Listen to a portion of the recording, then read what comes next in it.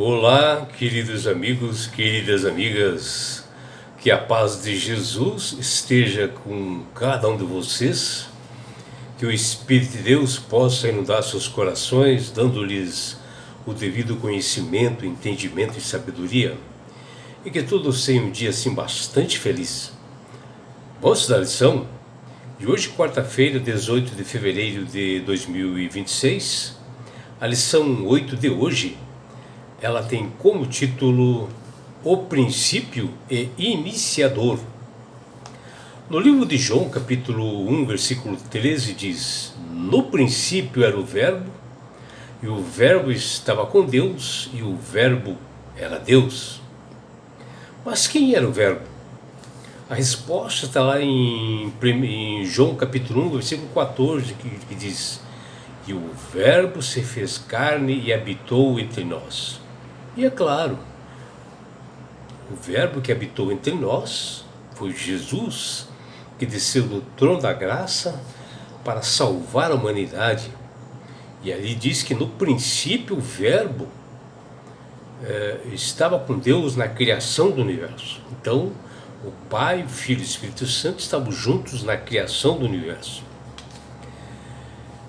E em Colossenses capítulo 1, versículo 18, diz que Cristo é a cabeça e o princípio. Mas como assim estão conectadas essas coisas? Bom, Cristo ele é o princípio de tudo, porque ele é o criador e mantenedor do universo, como havia mencionado agora, porque o princípio é o Verbo, é Jesus, ele é o começo de tudo. E será que ele, o líder da nova criação, esteve junto com o Pai e o Espírito Santo? Juntos eles criaram todo o universo. E ele, Jesus, na sua segunda vinda, ele irá transformar a cada pessoa que o aceitou como Salvador e Senhor numa nova criatura, num novo corpo, né? Transformados realmente pelo seu poder. Após isso acontecerá a sua segunda vinda, após a sua segunda vinda. E aí também ele transformará essa terra numa nova terra, ele formará uma nova Jerusalém que será translatada para cá. E assim como cabeça, e sendo o princípio de tudo, ele é a origem do universo, ele é o mantenedor e sustentador. E ao ressuscitar, ele venceu realmente a morte, né? Porque o ser humano, através do pecado de Adão e Eva, havia comprometido realmente, porque nós somos feitos à imagem e semelhança, e ali houve uma deterioração do ser humano. E Jesus, ao ressuscitar, ele mostrou que ele venceu a morte, e assim também ele irá ressuscitar a todas as pessoas que o aceitarem e transformará numa nova criatura, a sua imagem e semelhança, e todos nós habitaremos na nova Jerusalém, uma nova terra transformada. E em hebraico a palavra traduzida como cabeça, que quer dizer Rosh, e princípio, Reshit, estão relacionadas entre ambas, né? Primeiro que a ocorrência de Reshit nas escrituras aparece ali em Gênesis capítulo 1, versículo 1, onde ele diz lá: no princípio, ou seja, Reshit, Deus criou os céus e a terra, e Jesus é a cabeça da humanidade e também da igreja, não apenas por causa da sua encarnação, mas também porque ele é o criador e mantenedor do universo. Cristo também ele é chamado de o primogênito dentre os mortos. Sobre o significado de primogênito, né, que nós vimos ali na segunda-feira, né, porque Jesus realmente, através do seu poder, ele criou o universo, e ele é a primeira pessoa realmente a estar junto com o Deus Pai e o Espírito Santo a criar em todo o universo. E a ressurreição de Jesus é a coisa mais importante que pode ter acontecido para o ser humano, porque ele mostrou ali que ele pode vencer a morte, ele pode restaurar todas as coisas, mesmo não sendo a primeira, Moisés foi o primeiro a ser citado, a ser levado realmente para o céu, como menciona realmente nas Escrituras,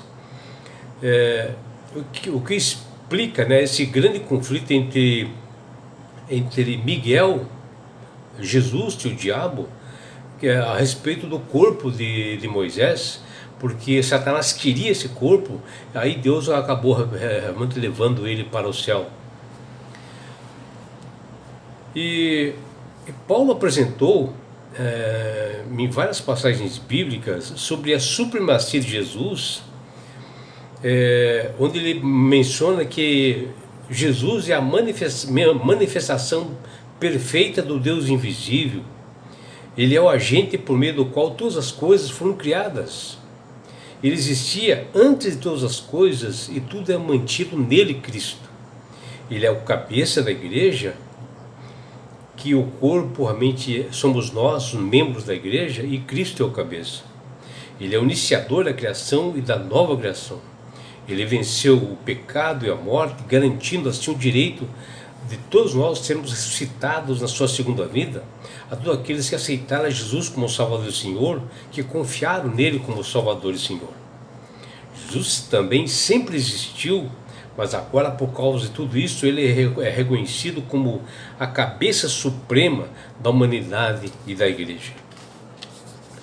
E quando você fala assim, a imagem de Cristo como o princípio assim, de todas as coisas, isso não era incomum no livro do Novo Testamento, porque seja em maior ou menor grau, com todas as ocorrências dessa imagem, sempre foi baseada dentro do livro de Gênesis, né?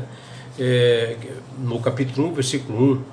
Embora o livro de Mateus, capítulo 1, versículo 1, não aplique a palavra princípio, mas inicia-se com a frase livro da genealogia de Jesus.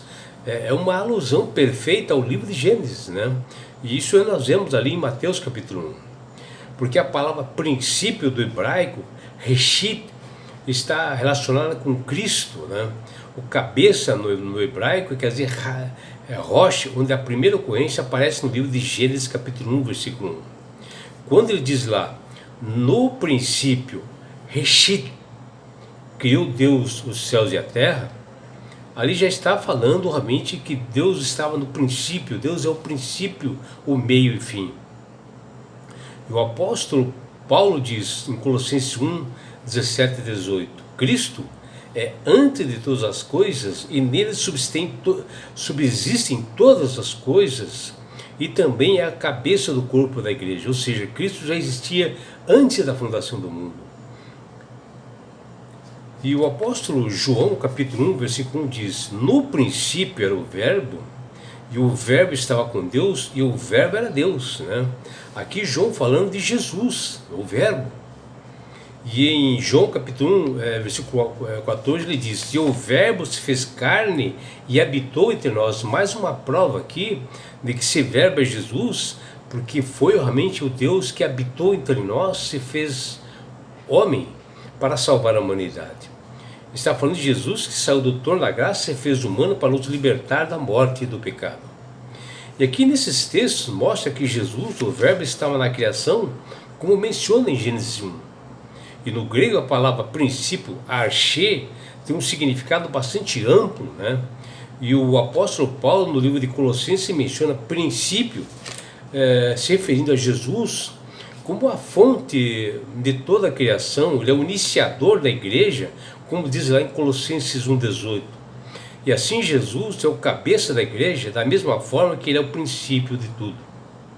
No livro de Marcos, capítulo 1, versículo 1, tem uma introdução interessante para nós observarmos, quando ele diz lá, quando ele inicia seu livro, ele diz lá, princípio do Evangelho de Jesus Cristo, o que para muitos teólogos estudiosos, esta frase remete a Gênesis capítulo 1, versículo 1 de Marcos, falando do início da criação do universo. E Apocalipse capítulo 1, versículo 8, mais uma vez Jesus afirma, eu sou o alfa e o ômega, o princípio e o fim. É Jesus mencionando que é o Deus que é o princípio, que ele é o alfa, que é o ômega, que ele é o fim de tudo. Mostrando que não só ele criou o mundo, morreu na cruz para nos salvar, mas também ele ressuscitou e voltará pela sua segunda vez para finalizar esse mundo e transformar todas as pessoas numa nova criatura e numa nova terra. Jesus não é apenas o originador da criação e da igreja, mas também o fez através da sua ressurreição, como fala em Romanos 6, versículos 3 e 4.